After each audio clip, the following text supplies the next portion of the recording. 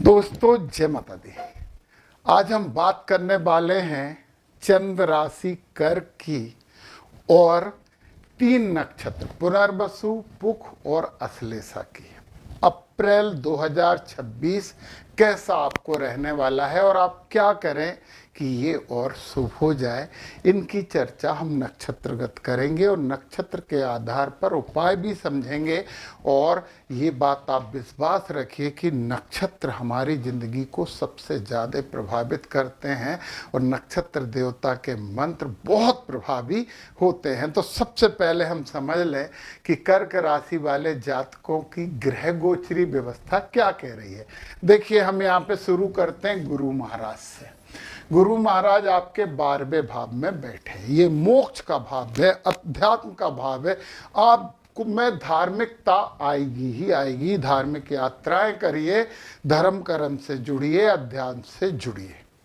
यहाँ पे गुरु थोड़े कम अच्छे माने जाते हैं, परंतु गुरु तो हर जगह अच्छे ही होते हैं, ये मान लो यार। क्यों अच्छे होते हैं? क्योंकि गुरु की दृष्टि में तो अमृत है। तो 1 2 3 4 5 भी दृष्टि आपके चौथे भाव को यानी सुख भाव पर डालकर आपको सुख प्रदान कर रहे हैं। माता की तरफ से भी आपको कुछ अच्छा प्राप्त होने वाला है।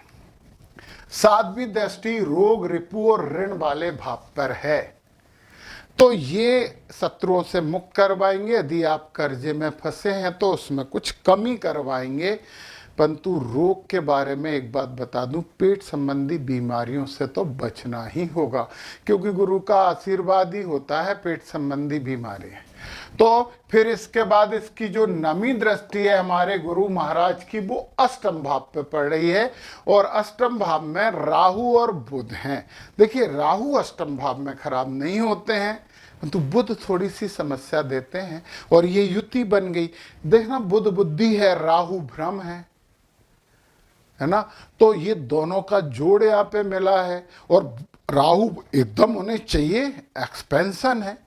परंतु जब गुरु की यहाँ पे नमी दृष्टि पड़ेगी तो आपके अच्छे कर्मों का उदय होगा और इस अष्टम भाव को गुरु महाराज आपके लिए शुभ कर देंगे, कम से कम अप्रैल माह में। तो अष्टम भाव शुभ हो जाने का मतलब है रिसर्च से रिलेटेड काम अच्छा होगा, गूढ़ विद्याएं आप समझने लगोगे और एक खुशखबरी ये है कि वो संपत्ति आपको मिल सकती है जो आपने नहीं कमाई।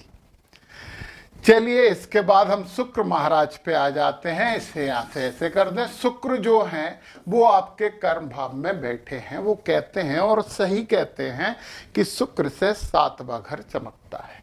अब 7वां घर चमक रहा है मतलब सुख के भाव को गुरु भी चमका रहे और शुक्र भी चमका रहे, तो सुख तो प्राप्त होने वाला है इस माह आपको। फिर शुक्र महाराज जो है 19 तारीख को यहाँ आके फिर इस घर पे दृष्टि डाल के आपके आनंद में बढ़ोतरी करेंगे, प्रेम प्यार स्नेह में बढ़ोतरी करेंगे और शिक्षा भी अच्छी होगी। तो ये तो बहुत अच्छा गोचर है। फिर हम शुक्र के बाद बात कर लेते हैं, इनकी बात तो हम कर ही चुके हैं, केतु महाराज की और बात कर लें। दूसरे भाव में केतु हैं, कुटुंब का भाव है, वाणी का भाव है। यहाँ पे अपनी वाणी पे नियंत्रण रखना, परिवार से मिलना जुड़ना, अलगाव प्रदर्शित मत करना, लापरवाही मत करना तो अच्छा होगा। गणपति जी की आराधना करिए। ये हैं सूर्य, मंगल और शनि, ये आपके भाग्य में बैठ गए। सूर्य मतलब आत्मा, मंगल मतलब ऊर्जा और शनि मतलब कर्म। आत्मा, ऊर्जा और कर्म का अद्भुत संयोजन, परंतु परंतु परंतु ये सब बैठे हैं गुरु महाराज की राशि में, तो गड़बड़ तो तीनों नहीं कर सकते, परंतु आपस में तो अच्छे संबंध नहीं है ना। शनि, सूर्य और मंगल दोनों से अच्छे संबंध नहीं रखते। सूर्य उनके पिता हैं फिर भी नहीं रखते। इसके बावजूद गुरु की राशि में बैठे हैं तो बाहर आवाज नहीं जाएगी, घर में ही थोड़ा बहुत वाद विवाद हो सकता है। तो भाग्य की आप चिंता मत करिए, अहंकार से बचिए, गुस्से से बचिए और ईमानदारी से काम करिए तो भाग्योदय जरूर होगा। और सूर्य महाराज तो 14 तारीख को यहाँ से यहाँ पे आ ही जाएंगे और अच्छे हो जाएंगे। मतलब आपकी 14 के बाद ग्रह गोचरी व्यवस्था पक्ष में आती जा रही है। चलिए फिर हम यहाँ पे बात कर लेते हैं बुध की भी, क्योंकि बुध यहाँ पे 10 तारीख को भाग्य भाव में आके और शुभ हो जाएंगे। चलिए ये तो बात कर ली हमने ग्रहों की, अब हम बात करते हैं नक्षत्रों की, क्योंकि नक्षत्र सबसे ज्यादा हमें प्रभावित करते हैं। तो सबसे पहला जो नक्षत्र है वो पुनर्वसु नक्षत्र है, और नक्षत्रों का प्रभाव हम नवतारा चक्र से समझेंगे। और यदि आपको नवतारा चक्र पूरी तरीके से समझना है, नक्षत्रों को भी जानना जो हम पे प्रभाव डालते हैं, नीचे डिस्क्रिप्शन में मेरे ऐप के लिंक है, उससे ऐप डाउनलोड कीजिए और कोर्स है वहाँ पे इसका वो प्राप्त कर लीजिए। कोर्स का नाम है फाइनेंस एस्ट्रोलॉजी, क्योंकि नवतारा के साथ साथ उसमें सर्वतोभद्र चक्र भी है जो कि त्रिलोक दीपक है। चलिए अब हम बात करते हैं पुनर्वसु नक्षत्र, केवल पुनर्वसु नक्षत्र और कर्क राशि की अब हम बात कर रहे हैं। तो पुनर्वसु नक्षत्र, सूर्य जो है वो रेवती नक्षत्र में है, ये रेवती नक्षत्र है और ये विपत नक्षत्र है, अशुभ में है। कब तक अशुभ में है? 14 तारीख तक। इसे शुभ करना है तो आपको करना है ओम पूखणे नमः का जाप। 14 तारीख तक ओम पूखणे नमः की एक माला रोज करिए, सूर्य पक्ष में हो जाएंगे, क्योंकि नक्षत्र बुरा नहीं करेगा। फिर ये आ जाएंगे अश्विनी नक्षत्र में। अश्विनी नक्षत्र आपका क्षम नक्षत्र है। क्षम नक्षत्र मतलब हील करने वाला नक्षत्र, अच्छा नक्षत्र है। तो 14 से 27 तक यानी पूरे माह लगभग सूर्य आपके लिए अच्छे हो जाएंगे। 27 के बाद ये भरणी में आके प्रत्यरी, रोग, शत्रु और रुकावट वाले नक्षत्र में आएंगे। तो भरणी नक्षत्र में आएंगे तो आपको ओम यमाय नमः का जाप करना चाहिए, अप्रैल में भी और कुछ दिन मई में भी। सूर्य महाराज की बात हो गई। अच्छा, इत्तेफाक की बात है कि मंगल और बुध एक से नक्षत्र चेंज कर रहे हैं। मंगल और बुध दोनों पूर्वा भाद्रपद नक्षत्र में हैं। ये 6 तक हैं, ये 13 तक है। 6 के बाद उत्तरा भाद्रपद में जाएंगे, ये 13 के बाद उत्तरा भाद्रपद में आ जाएंगे। पूर्वा भाद्रपद आपका जन्म नक्षत्र है, अच्छा है, मतलब मंगल और बुध अच्छे हैं। फिर उत्तरा भाद्रपद में आ जाएंगे तो संपत नक्षत्र हो जाएगा, ये भी अच्छा है। फिर जब रेवती नक्षत्र में आएंगे तो इनके लिए 21 तारीख से वही मंत्र है ओम पूखड़े नमः, इसका मैंने ऊपर भी उल्लेख कर दिया है। गुरु हैं पुनर्वसु नक्षत्र में। पुनर्वसु नक्षत्र देखिए जन्म नक्षत्र, मतलब गुरु आपके पक्ष में है। गुरु महाराज का आशीर्वाद तो आपको प्राप्त हो रहा है। अब हम इसके बाद बात करते हैं, शुक्र अश्विनी नक्षत्र में है 5 तारीख तक।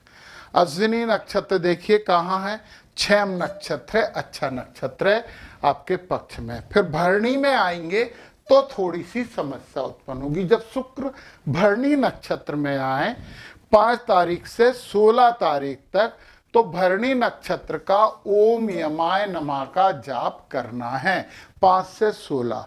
देखिए आप 27 के बाद भरणी का कर रहे हैं तो 5 से ही ओम यमाय नमः का जप शुरू कर दीजिए। 1.5 मिनट लगता है एक माला करने में, ठीक है। फिर कृतिका में आके आपके पक्ष में हो जाएंगे, अच्छा है। शुक्र के बाद शनि उत्तरा भाद्रपद नक्षत्र में है, संपत नक्षत्र में आपके लिए सकारात्मक है। शनि आपके साथ खड़े हैं इस माह पूरे समय। फिर आप देखिए जरा, राहु सतविसा नक्षत्र में है। सतविसा नक्षत्र अति मित्र नक्षत्र है, राहु पूरी तरीके से आपको सपोर्ट कर रहे हैं, लाभ उठा लीजिए पुनर्वसु नक्षत्र वालों। फिर केतु जो है वो मघा नक्षत्र में, ये भी क्षम नक्षत्र है, केतु भी आपकी तरफ है। तो शनि राहु केतु आपके साथ हैं। बहुत दुर्लभ मौके रहते हैं, ये फायदा उठाइए। अब हम बात कर लेते हैं पुख नक्षत्र की, सबसे शक्तिशाली नक्षत्र माना जाता है। पुख नक्षत्र वाले कर्क राशि वालों को क्या करना चाहिए समझिए। अब हम केवल सूर्य रेवती नक्षत्र में, संपत नक्षत्र में आपके लिए शुभ है। 14 से 27 तक ये अश्विनी में आ जाएंगे तो ये विपत नक्षत्र हो जाएगा।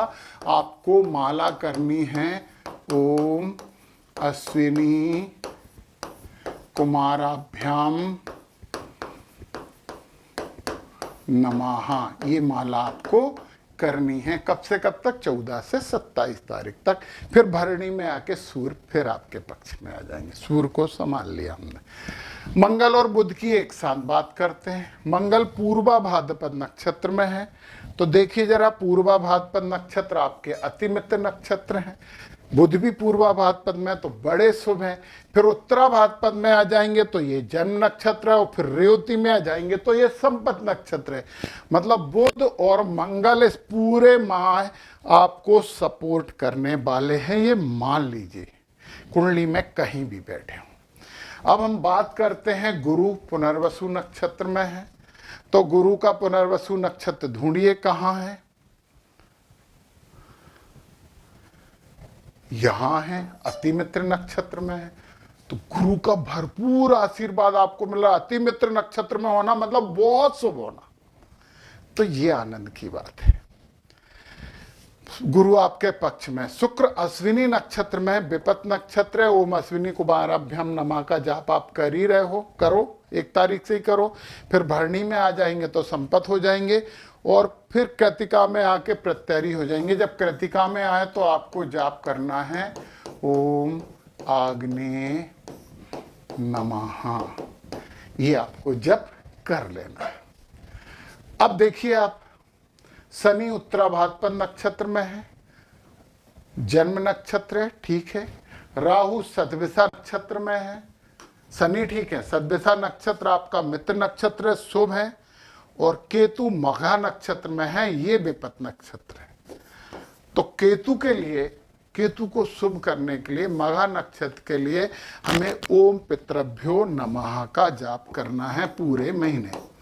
इतना ज्यादा भी जाप नहीं बताया मैंने। ये अप्रैल माह है, आपके लिए बहुत अच्छा हो जाएगा, विश्वास करिए, क्योंकि विश्वायकम फलदायकम, ये ब्रह्मांडी ऊर्जा से जुड़ने वाले मंत्र हैं। मजाक नहीं है, सामान्य लोगों के लिए नहीं है। जिन्हें लगता है कि कुछ नहीं है उनके लिए नहीं है, परंतु आपको मानना चाहिए, क्योंकि आप तो बहुत संवेदनशील राशि वाले हो और इतने कर्मठ नक्षत्र वाले हो। अब आ गए अश्लेषा नक्षत्र। अश्लेषा नक्षत्र के लिए सूर्य देखें, रेवती नक्षत्र में है, जन्म नक्षत्र में शुभ है। अश्विनी में आ गए, संपत नक्षत्र में आ गए, बहुत अच्छे हो गए। जब भरणी में आएंगे तो ओम यमाय नमः का जाप करना 27 तारीख के बाद। ओम यमाय नमः, ये 27 तारीख के बाद जाप करना। अब मंगल और बुध की बात कर लें। पूर्वा भाद्रपद में है दोनों, पूर्वा भाद्रपद में है, मित्र हैं। फिर दोनों उत्तरा भाद्रपद में आ जाएंगे तो अति मित्र हो जाएंगे। ये तो खुशखबरियां मिल रही हैं अश्लेषा नक्षत्र वालों। मंगल और बुध दोनों अति मित्र नक्षत्र में हो जाने का मतलब आपको सहयोग करेंगे ही करेंगे। और फिर रेवती नक्षत्र में आके जन्म नक्षत्र में आ जाएंगे तो भी दोनों शुभ हैं। गुरु है पुनर्वसु नक्षत्र में। चलिए गुरु की बात करते हैं। पुनर्वसु नक्षत्र में, ये मित्र नक्षत्र में है, गुरु का भी आशीर्वाद आपके साथ है। कितनी अच्छी बात है ये। गुरु के बाद शुक्र अश्विनी नक्षत्र में है, संपत नक्षत्र में। भरणी में आके समस्या दे देंगे, तो भरणी में आके आपको क्या करना, ओम यमाय नमः की जाप करना 5 से 16 तारीख तक। फिर कृतिका में आके आपके पक्ष में हो जाएंगे, आनंद उठाइए। अब शनि उत्तरा भाद्रपद नक्षत्र में है, अतिमित्र नक्षत्र है। शनि उत्तरा भाद्रपद नक्षत्र में है तो अतिमित्र नक्षत्र हैं। फिर आपके पक्ष में है राहु सतविषा नक्षत्र में, तो राहु समस्या हो गए, राहु आपके बद नक्षत्र हो गए। तो आपको जाप करना चाहिए पूरे माह ओम वरुणाय नमः। और केतु है मघा नक्षत्र में, तो देखते हैं केतु महाराज का मघा नक्षत्र कहाँ है। संपत नक्षत्र है। केतु धनदायी नक्षत्र है, धन देने वाले हैं आपको।